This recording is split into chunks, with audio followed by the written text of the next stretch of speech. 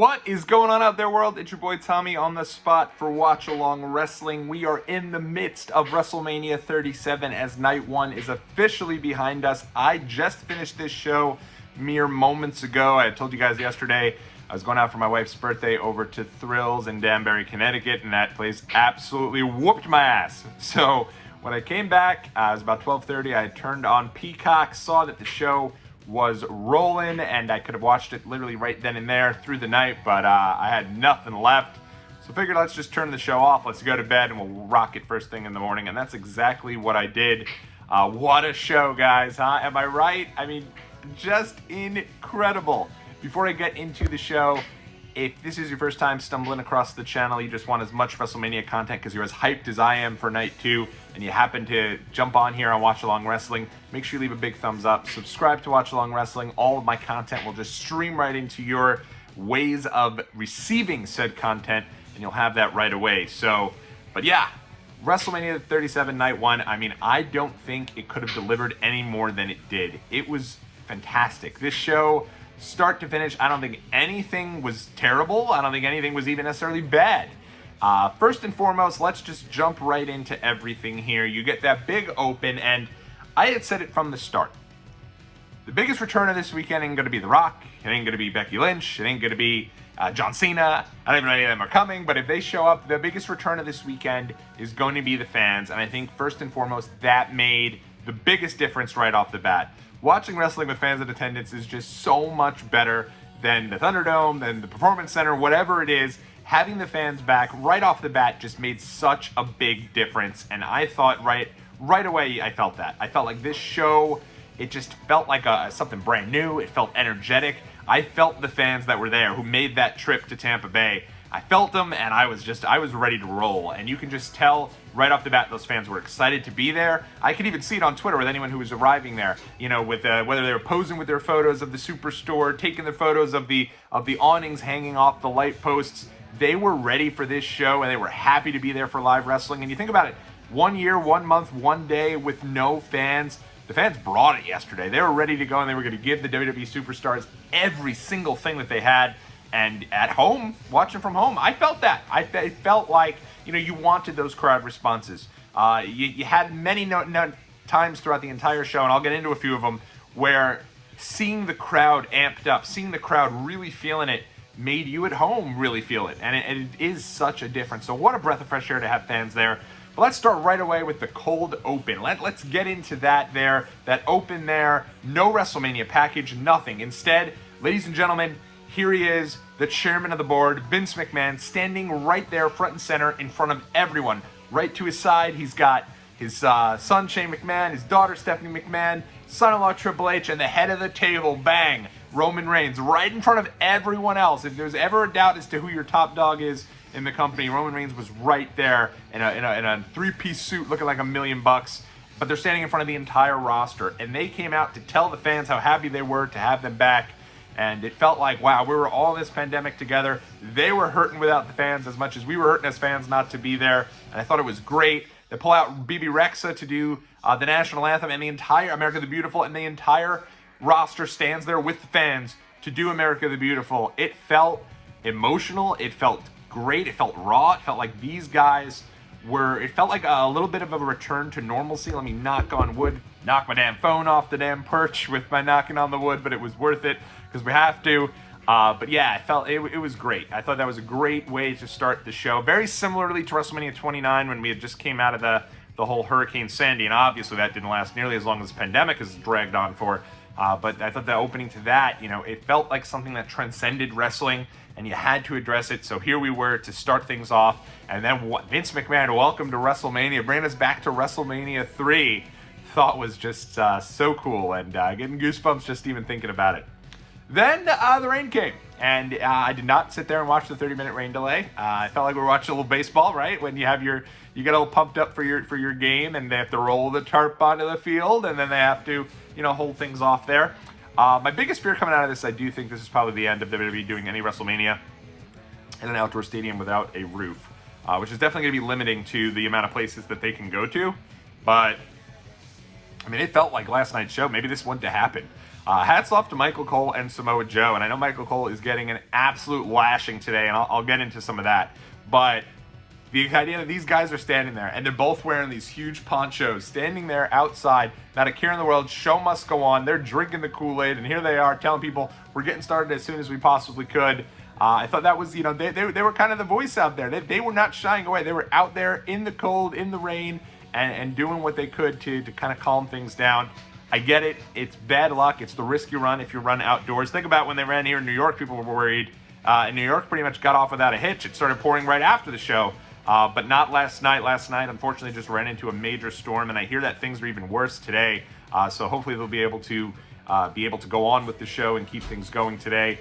But, I mean, a very odd, very interesting way to start the show. And you know what? If you've been waiting this long to go see a live wrestling show from a live perspective, this adds to that story.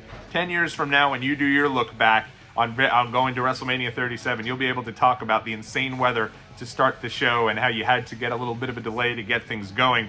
But it was weird from a perspective of watching from home. I know they did some backstage vignettes. They were clearly in a bit of a panic, but they did what they could. Obviously, this made for a slippery night for the folks that were involved, which we'll talk about in a bit.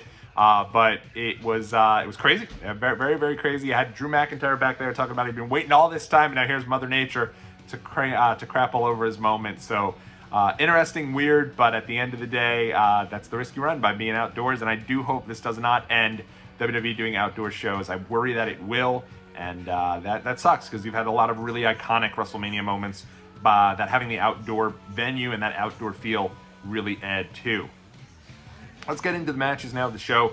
Drew McIntyre versus Bobby Lashley. I have no problem with this match. It was weird to have the match kick off the night.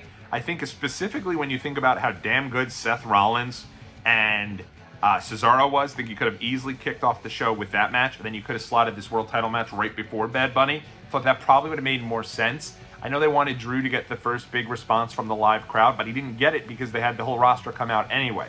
So, I really thought WrestleMania was going to be, you're going to get your WrestleMania package, and then boom, you were going to get Drew McIntyre coming out to kick off the show. But since that didn't happen, I'm not sure why they didn't just shift Seth and Cesaro out to this moment here. I think the crowd would have been really into it.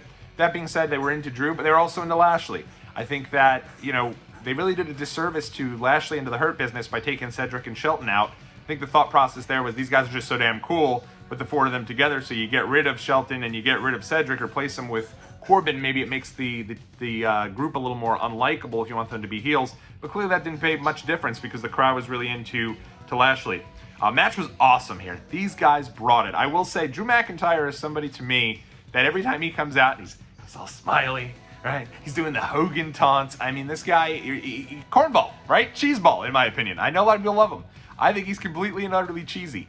At each time I see him do it, I'm like, is this a guy I really like as my champion? But then he has his matches, and he's awesome. And every time he delivers, he gives 110% in the ring. He has great matches. Takes two to tango. Lashley was on yesterday. These guys tore the house down. You could have main evented with this. I mean, I don't think you should have, because I think the main event was, I'll get to that, but it was magical.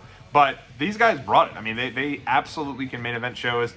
They have great matches in there together. Hopefully we'll see another one or two of them down the end. And I like the idea that Lashley won the match there. He goes with the Hurt Lock and ends up getting the win there. And really, really strong stuff. McIntyre passes out so he can say, hey, you got the best of me. Won't happen again. And, doesn't submit, doesn't take the pin. He just instead passes out. Thought was really strong. And when Lashley got the match, it was funny because when Lashley was going for one of my favorite crowd reactions here and why the crowd had so much, Lashley's going for trying to get McIntyre up, and he's like, come on, let's go. Come on, get up. And then boom, they cue to a fan who's also screaming, get up. And that's what being a fan is all about. I thought it was awesome. I thought it was so cool.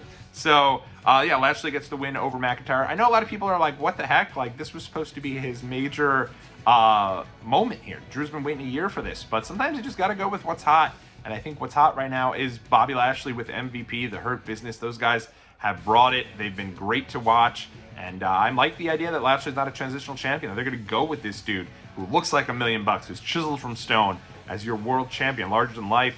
Great match, though. I'd love to see it again. Hopefully we will. I think we will. But really good stuff as Lashley retains to kick off WrestleMania. Next match, I'd say part of me thinks this might have been the weakest match on the show. It was the tag team turmoil match. I always like these matches. I thought, first off, I thought the match was good. I think toward the end it wasn't great, and I'll get to that in a second.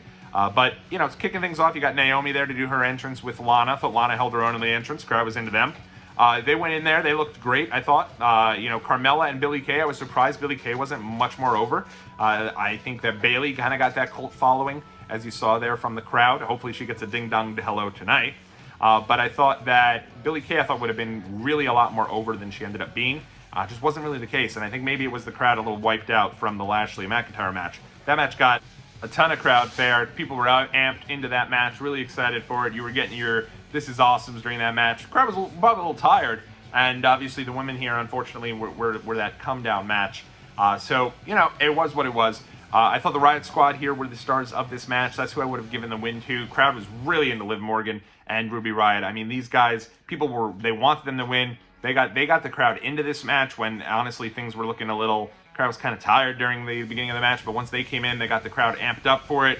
Mandy Rose, Dana Brooke come out. Poor Mandy Rose there, slipping on the ramp, and of course, idiots online giving her a little bit of a hard time. Imagine that's your first WrestleMania match on the Mania show proper. Here you come, you have your big moment, you're walking out and you slip because honestly it poured something fierce right before the show. Let's cut her a little slack. I mean, it is what it is. These types of things happen. But Mandy and Dana I thought looked pretty good as well. Riott Squad got another win. And then Tamina and Natalya came out. I don't know. I would have went with the Riott Squad. I feel like the Riott Squad is a fresher team. I think they've been, folks are really behind them. I think you could have told a really great story going in with those two. Going tonight against Nia Jax and Shayna Baszler. Instead, you've got Tamina and Natalya, who I feel like, I don't know. I'm not that amped into seeing another match with the two of them. So, for me, I would have went with the Riott Squad. Overall, though, not a bad match. I was waiting for the Bellas the entire time. I was convinced the Bellas were going to be the sixth team to come out, especially when Natty and Tamina won. But instead, we moved right along, and that was the end of that match. So, it was what it was. Next up, one of the top matches of the night. I don't know if it was the best. I don't know if it was my favorite, but it was really, really good. Seth Rollins taking on Cesaro. This match, unbelievable. I mean, you could tell these guys are best buds, and that Seth Rollins wanted to do everything he could to cement Cesaro as a top-tier talent in WWE. Crazy that it's taken this long for him to get there, but that's exactly what happened in this match. The moment of the match for me, the curb stomp into the uppercut, so good. The swing stuff is what it is. I realize it's the story of the match. People love it. For me, I could do without it, honestly. I mean, amazing he's able to get up there and do the swing 30-something times with some guy holding up somebody who's over 200 pounds. Incredible feat of strength, but we've seen it many a time. You've seen him do it to like Great Khali, Big Show, other people. So for me at this point, I don't know. I'm not too big on the swing, but these guys were great. They gave their all. Amazing stuff. And big win for Cesaro. I was wrong on that one. I thought... they've been telling the story where Rollins has these great matches with all these these kind of up-and-coming talents, whether it be Dominic Mysterio, what have you, but usually ends up getting the win, and not tonight. Cesaro does get the win there. I like that he was able to hit his finish after the swing, and they told a great story. So Seth Rollins, Cesaro, you could tell they just work incredibly well together, and they I think probably you can make a strong argument they had the match of the night. Moving right along, we had this generation's Yokozuna and Owen Hart, AJ Styles, and Big Omis taking on the New Day. First off, how great was it? I don't know if it was just that the fans were back for the first time. They wanted to give the fans everything they could, but Big E coming out there, hitting it with the Don't You Dare Be Sour. That big New Day entrance I thought was awesome. When he came out, the first thing you saw was like, I was like, dude, let's go. I thought it was awesome. Great to see Big E back out there. New Day all together again for one night only, and crowd was really into that. So New Day lose the belts here, right call. Honestly, it's I probably wouldn't have even to me, I feel like the New Day, they've been champs, 12 times now. They don't need the belts. The story here is Omis and AJ Styles and seeing where they go from here. I think Omis, for his first match, that's how he should have been booked. He didn't do anything crazy. He didn't do anything he wasn't uncomfortable with. He did a very basic offensive moveset, but everything he did looked powerful. New Day bumped their ass off for this dude. And I'll tell you this right now. My wife was, I was sitting here watching. My wife walked in the room. She saw Omis on the screen, and she said, whoa, who is that guy? And that is why this guy's in the position he's in. He's larger than life. He's massive. He makes people turn their heads. He looks like a star the second he walks in. He looks like a bad dude that you don't want to mess with. And at the same time, now you've got AJ Styles, your maniacal heel, who's like, I've got this big dude with me. I'm now officially unstoppable. And AJ Styles, you run that list now. WWE Champion, US Champion, Intercontinental Champion, boom. Raw Tag Team Champions. My man is a Grand Slam winner in 5 years with the WWE. You got to hand it up to the phenomenal AJ Styles, and I'm loving to see where they go with this here. This just brings back such great memories of Owen Hart and Yokozuna. I love that they're kind of doing this whole deal here, and really strong stuff. Love the phenomenal forearm off of Omis. Are you kidding me? Great stuff here. So love the match, love what we saw there, and another really strong match. AJ Styles and Big Omis, your new Raw Tag Team Champions. Next up here, the first of back-to-backs, where you had somebody here who got a ton of hate, and it's completely unjust. I'm talking about my main man, Shane McMahon, doing his thing in a match with Braun Strowman. I'm not going to come out here and tell you this was amazing, or this was a catch-as-catch-can, or anything like that. But what this did was you had Shane McMahon bumping his ass off, taking insane risks as he always does, especially in WrestleMania, where the lights shine their brightest. Shane O'Mac delivers every single time, and this time was no different. Not much of a stunt here that you could do. This guy took you had Strowman pick up Shane McMahon off of the cage, throw him into the ring, lands right on his back, center of the ring. Dude's over 50 years old, and he's still doing this. You got to give the man credit. He brings it every single time, and I'm going to say this. I think Shane McMahon made Braun Strowman look better than Braun Strowman looked throughout his entire title run. And I think Shane McMahon got the best match out of Braun Strowman since Braun's feud with Roman Reigns. That's right, way back in the day. I'm talking like 2017. Shane O'Mac and Braun Strowman, I thought they delivered as best as you possibly can. Everyone knows I'm not a Strowman guy. I've been over this guy for a long time. They blew it with him. They've blown it with him time and time again. Whether it be not having him cash in Money in the Bank at SummerSlam, whether it be not winning the world title against Brock Lesnar, whether it be choosing Nicholas as a partner. God, they've done such horrendous stuff with this man. But he was on yesterday, and Shane McMahon made the man look like $1 million. No one can take that away with him. Every single year, we have the same thing where everyone's like, Shane McMahon. I don't care about Shane McMahon. He's the worst. The guy goes out there, he delivers, and then everyone the next day is like, wow, you know what? Hey, give it up to Shane, man. Give it up to Shane. Can we get to a point where it's like, hey, you know what? Shane's in a match at WrestleMania. You know he's going to give his all, and this match is going to mean more for whoever he's facing off against. Remember when he fought AJ Styles at WrestleMania 33, and everyone was all pissed off that Shane McMahon was going to be AJ's opponent? And they killed it. One of the top opening matches in WrestleMania history. So let's lay off Shane O'Mac a bit. The guy delivers every single time when the lights are shining the brightest, and last night was no exception. I think Braun Strowman, to me, feels like a bigger deal than he has in a very long time. Then we get to what I can't. When I heard Bad Bunny was going to be a part of WWE, now I will tell you this: my wife is a huge Bad Bunny fan. Her and her friends absolutely love the guy. So I've grown to fondness for him. I think he's really talented. I love his music. And when I heard he was going to be a part of WWE, I was into this because I know Bad Bunny's a huge fan. I've seen him for many years doing the Triple H water, showing up with Ric Flair, having the world title everywhere he goes. This guy's a huge fan of WWE. And yeah, he's 26 years old, and he's like the biggest star on the planet of Earth right now, whether you want to admit it or not. And there were so many wrestling fans online that were completely out to lunch with their Bad Bunny takes. I mean, it was brutal. And I'm not going to get on here and tell you guys, you should know who he is. Because if you don't listen to that type of music, it doesn't, maybe you don't know who he is. Yeah, the guy was part of Super Bowl, the guy was part of the Grammys, he's been part of every single thing. It would make sense that you did know who he was. But if you're not a fan of his music, I get it. It is what it is. Maybe it's not your cup of tea. That's fine. But for so many people to have like this unjust anger that this guy was a part of the WrestleMania poster when he's a huge star who's moved to Orlando in the middle of this pandemic to learn how to wrestle because of how much he loves the industry and didn't want to embarrass himself out there, you go ahead and have fans that were just like, yeah, of course the guy's going to be on the poster for WrestleMania. He's a huge celebrity. You could have made an argument. I bet there was definitely thought of putting his match on last. Certainly not with Sasha and Bianca Belair. I think they definitely, once that match was announced, they should have been the main event without question.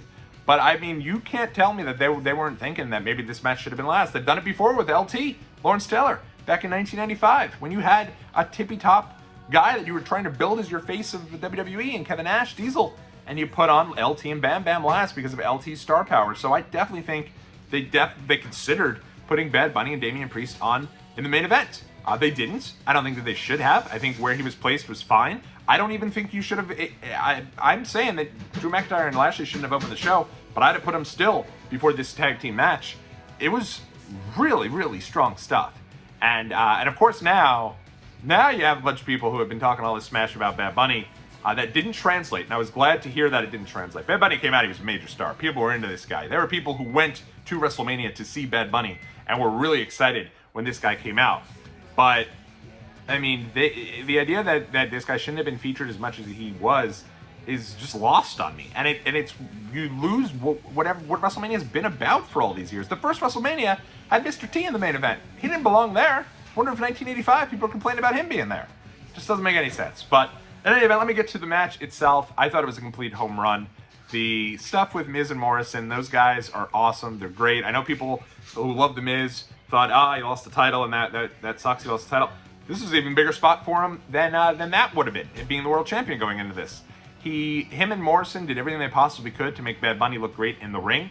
Bad Bunny did look incredible. He clearly has been working very hard at this. He took this incredibly seriously, and it was an awesome match. It was great.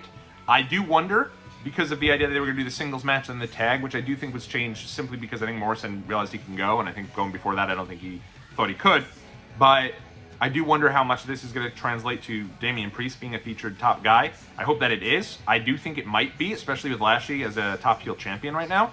I think Priest is great, and I think that he looked great in this match. But, I mean, the story of the match was Bad Bunny hitting a Canadian Destroyer on the outside. Are you kidding me? I mean, he was in there with Miz. Miz did everything he could to make the guy look great. Morrison did everything he could to make the guy look great. And he did. He was awesome. And the star presence, the over-the-top celebration in terms of his entrance coming in on the big truck with the big entrance there, that John Cena-like entrance, if you will, coming out there, getting a huge ovation, crowd up there with the Puerto Rican flags. How about the dude who paid probably a couple $1,000s to sit front row, and he puts up his Puerto Rican flag. Bad Bunny comes out, he sees the guy, gives him his kudos. I mean, that's awesome. That made the trip worth it, and then some, I'm sure, for that fan. Very, very cool. And glad to see Bad Bunny prove the haters wrong there. Did everything he could. A complete home run of a match. And that's what WrestleMania is all about. It's these over-the-top memories that you'll have for a long period of time. Your celebrity moments where you take the entertainment world, the wrestling world, you meld them together. And that's what we saw with Bad Bunny last night. Then we get to the main event. And what else can be said about this main event that hasn't already been said? This is, in my opinion, a top 5 main event in WrestleMania history. That's right. It had everything you want in a wrestling match. Tons of incredible raw emotion. The idea that this match is starting and you have Bianca and Sasha staying in the ring and both women are crying. Like how big this moment was for them and for so many people around the world. I mean, this was huge, and Bianca overcome with emotion. My wife and I sitting on the couch were overcome with emotion. It was everything you want in wrestling. It was poetry, it was theater, it was incredible. It made you feel, and the woman just completely delivered over the top. I thought that match was just great. It was fantastic, back and forth. Sasha Banks, Bianca Belair, Sasha with the entrance of the century there, looking like an absolute $1,000,000. I guess she gave the kudos to Mackenzie, who's her husband, and he's the guy who designed her gear. But the whole team put that together, and honestly, she looked great. Bianca, same thing. Both women looked fantastic. And then the match itself, I mean, what can be said? I mean, you had Bianca with the big hair whip there that caused the immediate welt on Sasha's body there. Bianca hitting the 450, and then Sasha kicking out there. That great moment there where Bianca cried again. And then obviously the finish where she does get the win, and the over the top, the great moment of having fans back. If there's ever a moment, this moment right here should live in infamy with shocked Undertaker fan. Bianca's, I think it was her father or somebody who was in her camp, her family. Bianca hits the 1, 2, 3. She wins the belt. And this man, forget about the show being fake. Forget about this. Show this clip to my main man, Soulja Boy. Tell him. He leaps over, in his emotion, he leaps so hard that he leaped over the barricade with Bianca Belair. She holds up the title. A moment that will stand the test of time. It was incredible. Put it up there with Kofi Mania. Put it up there with with any moment you can think of. This was awesome. An amazing main event in so many ways, and I'm amped now for night 2. I gotta be honest. I heard 2 nights, I was like, man, what a slog. I prefer the 7-hour one show. I don't want 2 damn nights. Now, if I'm there in Tampa, I'm ready. I'm probably getting to the parking lot now. It's 2 o'clock in the afternoon. I'm getting to the parking lot now because I'm gonna party and get ready for tonight. I didn't sleep a wink from last night because I'm that amped. And for me, I mean, I've done both shows here. I'm going to do them in one day. I'm ready for it. I'm counting down the hours. We're setting up dinner plans, getting things brought in. Going to watch this one live. I'm ready for it, and it's going to be great. So overall, WrestleMania 37 Night 1, if you were there, my hat's off to you. What a moment. You got to be there. That's one that will be remembered forever. Never again will WWE, let's hope. I'll knock on wood again and knock the phone down. Let's hope that there's never another moment where WWE goes for so long without fans in attendance. I don't think they will. And so with the idea that you finally are welcoming fans back, so much fun. This was the type of show where after it ended, I'm ready to turn on Peacock and watch some of the other specials. See the Edge Chronicle, see the Jericho on Smoking Skull Sessions. When it's that good, you don't want it to stop. That's what being a fan's all about. You're not going to hear anyone complain about wrestling every night if it's great. And last night was great. Really strong stuff. I'm ready for a second night tonight. I'm ready for my second helpings, my just desserts, if you will. WrestleMania Night 2 should be awesome. I'm ready for it, but Night 1, one for the books. So great. And I will see you guys in the next video.